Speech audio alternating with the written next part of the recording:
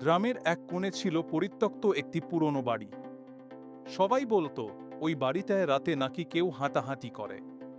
কেউ আবার বলতো জানালার ভেতর নাকি আগুনের মতো লাল দুটো চোখ দেখা যায়। কিন্তু এসব গল্পে কেউ খুব একটা কান দিত না, যতক্ষণ না রাহাত আর জয় সাহস করে এক রাতে বাড়িটাতে ঢোকার সিদ্ধান্ত নিল। দুজনে হাতে টর্চ নিয়ে ঢুকল ভাঙা দরজা ঠেলে। ভেতরে ঢোকার সাথে সাথেই অদ্ভুত ঠান্ডা বাতাস তাদের গায়ে লাগল। অন্ধকার ঘরের কোণ থেকে যেন কারো শ্বাস নেওয়ার শব্দ শোনা যাচ্ছিল। হঠাৎ টক করে কোথাও কিছুর ভাঙার শব্দ হলো। রাহাত টর্চের আলো ফেলতেই দেখা গেল মেঝের ওপরে আছে একটা পুরনো পুতুল। তার মুখে যেন অস্বাভাবিক হাসি। কিন্তু যেটা দেখে তাদের শরীর কেঁপে উঠল, ওই পুতুলটা কয়েক সেকেন্ড আগেও সেখানে ছিল না। ঠিক তখনই জয়ের কানে ফিসফিস করে কেউ বলল, তোমরা কেন এসেছো?